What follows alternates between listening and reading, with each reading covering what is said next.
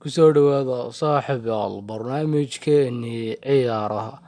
Halka nagala socotaana waa Cawaale Official Channel.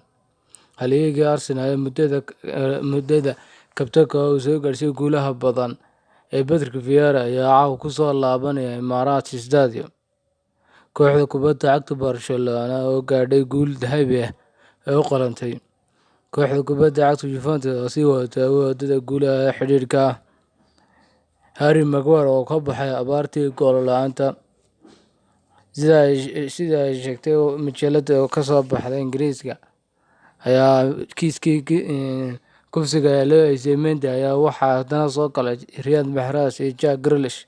Barnaamijkan oo faahfaahsan, daawasho wacan saaxiibayaal.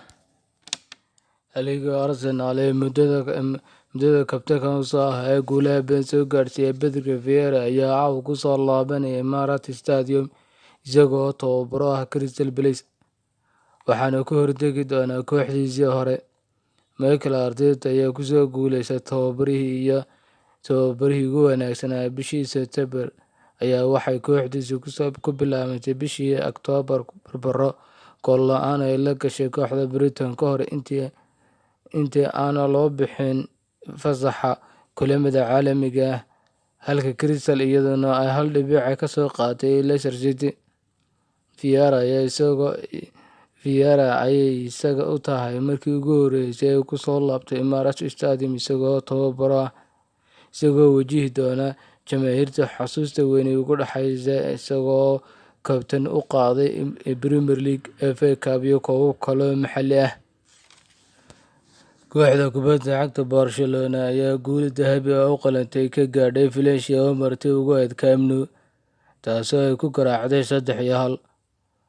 Kulankan oo Ronald Koeman kusoo bilaabay xiddigiisa da'yarta Gavi iyo Ansu Fati ayaa waxaa daqiiqadii 5aad gool kala hormartay kooxda Valencia waxaana u dhaliyay Jose Gaya. Hase yeeshee ma sii waarin goolkaasi, waxaa markiiba ka jawaabay Ansu Fati oo goolka labaadna waxaa raaciyay Depay oo rikoodho u bedelay gool, halka goolka saddexaadna Coutinho dhaliyay. Sergio Aguero ayaa taageerayaashu sacab ku soo dhaweeyeen isagoo bedel ku soo galay dhammaadkii, waxaana ahayd ciyaartii koowaad ee u saftay Barcelona oo uu si bilaash ah ugu soo wareegay xagaagan. Kooxda kubadda cagta Juventus ayaa sii wadatay guulaha xidhiidhka ah, waxaana 1-0 ku garaacday Roma oo hogaaminaya Jose Mourinho oo markii ugu horeysay ku soo laabtay Juventus Stadium tan iyo dabaaldegii cajiibka ah ee uu dhegta ku qabsaday sanad kadib isagoo khasaare u soo xambaarisay Oledi. Goolka madiga ah ee Juventus waxaa u dhaliyay weeraryahanka reer Talyaani ee Moise Kean ayaa ugu filnaaday in Juventus 3 dhibcood ka xoogsato kooxda Roma. Harry Kane ayaa abaartii gool la'aanta ka baxay, kaasoo shabakada soo taabtay ciyaartii shalay ka dhexmartay Tottenham iyo Newcastle. Harry Kane ayaa tan iyo bilaabashadii liiga ciyaartii 8aad ee Premier League la ciyaaro ayuu dhaliyay goolkiisii koowaad, kaasoo ku adkaaday inuu akoonkii goolasha furto xilli ciyaareedkan cusub, waana waayihiisa ciyaareed markii ugu horeysay uu bilaabashadii ugu xumeyd ku bilaabay Premier League. Kooxda Sacuudiga ee lacagta badan lagu iibsaday ee Newcastle United oo ay Tottenham ku korbaashay 2-3 ayaa khalkhal geliyay taageero uu ku xanuunsaday garoonka dhexdiisa.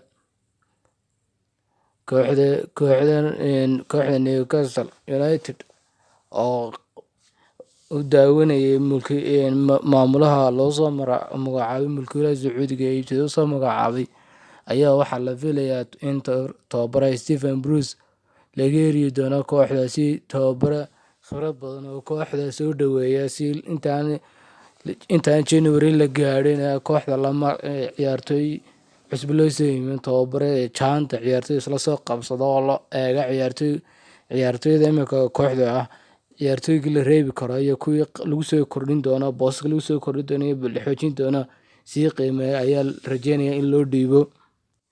Sida ay sheegayaan warar dhowaan soo baxay, saxiixa cusub ee kooxda Man City ee Jack Grealish ayaa la xafladaysay saaxiibkiisa kooxda Benjamin Mendy ka hor inta uusan daafaca reer France ee geysan kufsiga loo haysto ee uu xabsiga ugu jiro haatan.